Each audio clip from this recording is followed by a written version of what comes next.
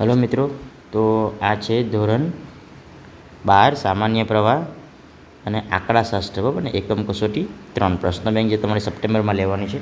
તો અમારે તમારે 25 માર્ક્સનું આવશે. ઓકે, તો ધ્યાનથી જોજો. ઘણા બધા MCQ આ તમારા બોર્ડ એક્ઝામ પર પૂછાઈ શકે છે. ચાલો વિભાગીયમાં જોઈએ. તો અહીંયા આપણે આપેલું છે સવાલ અને જવાબ હું તમને કહીશ. તો નીચેનામાંથી યોગ્ય વિકલ્પ પસંદ કરી સાચો જવાબ લખો. સહસંબંધાંક આરની કઈ કિંમત માટે નિયત સંબંધાંકની કિંમત શૂન્ય થાય?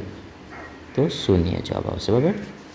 બે ચલ વચ્ચેના નિયત સંબંધના અભ્યાસમાં નિશ્ચયાંકતાનો આંક એટલે શું? તો સહસંબંધાંકનો વર્ગ. બરાબર. જો r બરાબર 0.8 હોય તો સાપેક્ષ ચલના કુલ ચલને કેટલો ભાગ નિયત સંબંધ મોડેલ દ્વારા સમજાવી શકાય છે? તો 64%. મિત્રો, મોસમી ઘટકને કારણે સામયિક ચલમાં કયા પ્રકારના ફેરફારો થાય છે? તો નિયમિત. બરાબર.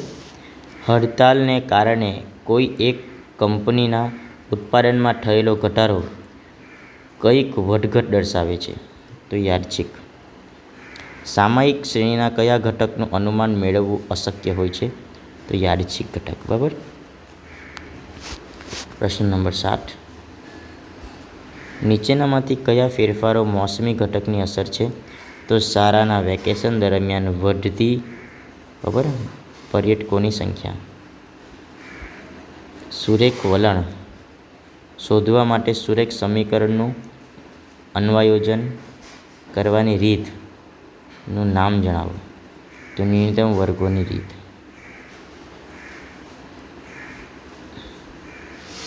પ્રશ્ન નંબર 9 છે.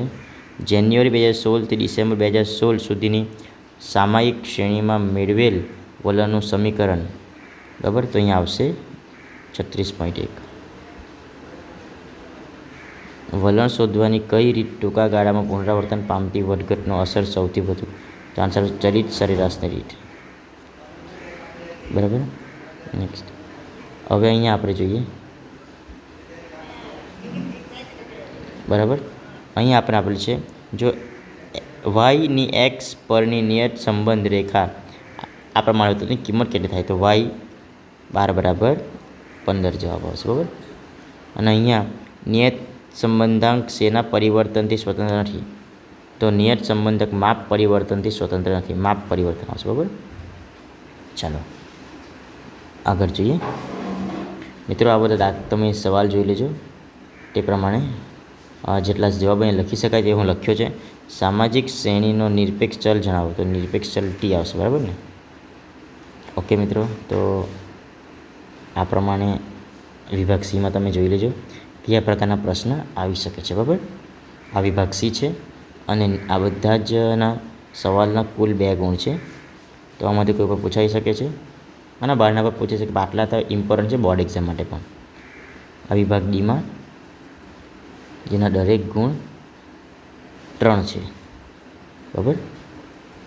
તે પ્રમાણે આ વિભાગી જેના દરેક ગુણ 5 છે. ઓકે, તો આ વિભાગ એ પ્રમાણે આપણે જોઈ લીધું. બરાબર ને. તો મિત્રો, વિડીયો ગમ્યો હોય તો લાઈક કરો, શેર કરો અને સબસ્ક્રાઈબ કરજો. Thank you.